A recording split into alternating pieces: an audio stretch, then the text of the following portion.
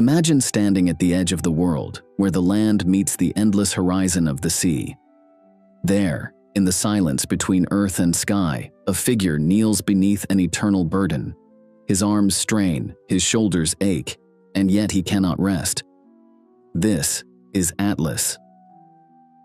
For most of history, he's been remembered through one unforgettable image, a colossal figure bent beneath an impossible weight. But what exactly is Atlas carrying? Contrary to what so many statues and paintings suggest, it isn't the earth. The Greeks told a different story, one where Atlas bears the vault of the heavens themselves, keeping order in a world forever changed by war. Yet Atlas is more than just a titan punished for rebellion.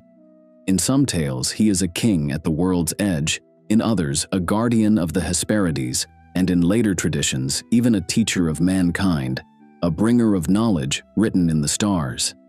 His story winds through the Titanomachy, through encounters with heroes like Perseus and Heracles, and into the very way we map and imagine the world today. This is the story of Atlas, the titan sentenced to hold up the heavens. Atlas was not just any titan. His roots lay deep in one of the most important bloodlines of Greek mythology, a family whose legacy stretched from rebellion against Zeus to the very shaping of human destiny. He was born the son of the titan Iapetus and the Oceanid Clymene. From their union came 4 brothers, each embodying a different aspect of human destiny: Prometheus, Epimetheus, Menoetius, and Atlas himself. Their names will appear again later, but from the beginning, Atlas was the one marked by strength, the strongest, the most enduring, destined to bear a punishment greater than any of his brothers could imagine. From the start, the Greeks saw these 4 siblings as more than just divine figures. They were symbols of humanity itself: cunning, folly, destruction, and endurance. Atlas was the one who carried the weight of survival, the eternal reminder that strength and suffering are inseparable. In Hesiod's Theogony, one of the oldest surviving sources of Greek myth, Atlas appears not as a king or astronomer, but simply as the titan burdened at the edge of the world. Already his role was unique. While other titans were cast into Tartarus in chains, Atlas's fate was different. He was singled out, not for cunning like Prometheus, nor arrogance like Menoetius, but for his sheer might. Only Atlas was strong enough to bear the vault of the heavens, and so only Atlas was condemned to do so forever. Even in his beginnings, Atlas was more than just a rebel. He was a figure set apart from the start, chosen, or cursed, to carry the heaviest weight in all of creation. The Greeks did not often waste words on the physical descriptions of their gods and titans, yet when it came to Atlas, his very essence was bound to his appearance. He was strength made flesh, a towering figure whose body was not carved for beauty but for endurance. Hesiod's verses describe him in simple, unadorned terms. Atlas, standing at the edge of the world, shoulders straining as he bears the weight of the heavens. No throne, no crown, no golden armor marks him as a king among titans. His identity is written instead in the unyielding lines of his body, forever bent beneath his burden. In him, the Greeks saw raw power chained to eternal labor. Later storytellers and artists gave this vision shape. Vase paintings and temple carvings showed Atlas with arms locked above his head, muscles taut as if he were both man and pillar at once. His posture was never relaxed, his stance never free. To depict Atlas was to show the endless straining of the body against the immovable weight of the sky. But over time, something changed. By the age of the Romans, and especially during the Renaissance, Atlas was no longer shown supporting the heavens. Instead, he bore the world itself.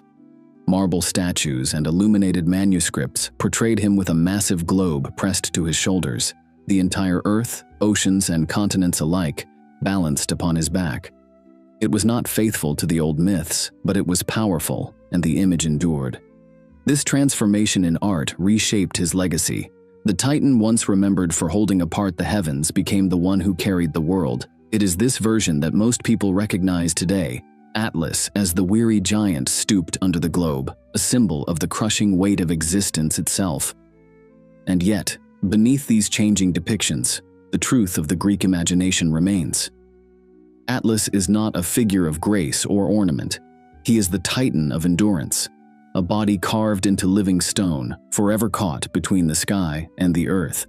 His form is less a portrait of a man than it is a monument to suffering. To understand Atlas, you have to look at the family he came from, a bloodline that shaped much of mankind's fate in myth. As we mentioned before, his father was Iapetus, one of the 12 original Titans. Unlike some of his brothers who embodied raw forces of nature, Iapetus represented the frailty of mankind, mortality, wounds, and the limits of human life. His presence in myth was often tied to the struggles and suffering that define the human condition. Atlas's mother was the Oceanid Clymene. She was gentler by nature, a daughter of the sea who embodied grace and nurturing. Where Iapetus symbolized mortality and hardship, Clymene brought balance with compassion and endurance. From them came 4 sons, each carrying a different face of human destiny. There was Prometheus, sharp-minded and cunning, remembered as the one who shaped mankind and stole fire from Olympus. He stood for foresight, intelligence, and defiance. There was Epimetheus, his opposite, whose very name meant afterthought. He was well-meaning but naive, accepting Pandora and her jar, unleashing suffering into the world. He stood for human folly and the consequences of poor judgment. There was Menoetius, the proud and reckless one. Consumed by violence and arrogance, he was struck down by Zeus and hurled into Tartarus. He embodied destruction and the dangers of unchecked pride. And finally, there was Atlas, the strongest of them all, marked not by wit, folly, or rage, but by the sheer endurance that would one day define his punishment. Together, these 4 brothers were known as the Iapetianides, and the Greeks often saw them as reflections of the human condition itself. Through this family alone, the Greeks explained much of mankind's struggle, the cleverness that lifts us up, the folly that drags us down, the arrogance that destroys us, and the strength that allows us to endure. But Atlas's ties did not end with his brothers. He fathered many daughters who spread his legacy across the myths of gods and mortals. Among them were the Hesperides, guardians of the golden apples that grew in a garden at the farthest west, a treasure even the gods coveted. Then came the Pleiades, 7 sisters transformed into stars who still shine in the night sky. Through Maia, the eldest of the Pleiades, Atlas became the grandfather of Hermes, the swift messenger of the gods, binding his line directly into the Olympian family tree. He was also father to the Hyads, nymphs of rain and sorrow, whose grief was immortalized among the constellations, and to Calypso, the nymph who entrapped Odysseus on the island of Ogygia. Through these children, Atlas's name reached from the depths of the sea to the very heavens above, stretching into every corner of the Greek imagination. In this way, Atlas's family framed both his downfall and his immortality. From his father, Iapetus, he inherited rebellion. From his brothers, he inherited struggle. And through his daughters, he scattered pieces of himself across the heavens, ensuring that even as he bore the sky, his bloodline was written among the stars. Atlas is remembered above all else for his strength and endurance, but his personality in myth is more nuanced than it first appears. Unlike his brother Prometheus, whose cunning and clever defiance left behind stories filled with dialogue and intrigue, Atlas rarely speaks in the sources that survive. His story is one of presence, not words, a titan whose very silence embodies the weight he carries. His role was not to plot or deceive, but to resist. Straining beneath the vault of the heavens, he became a living symbol of resilience.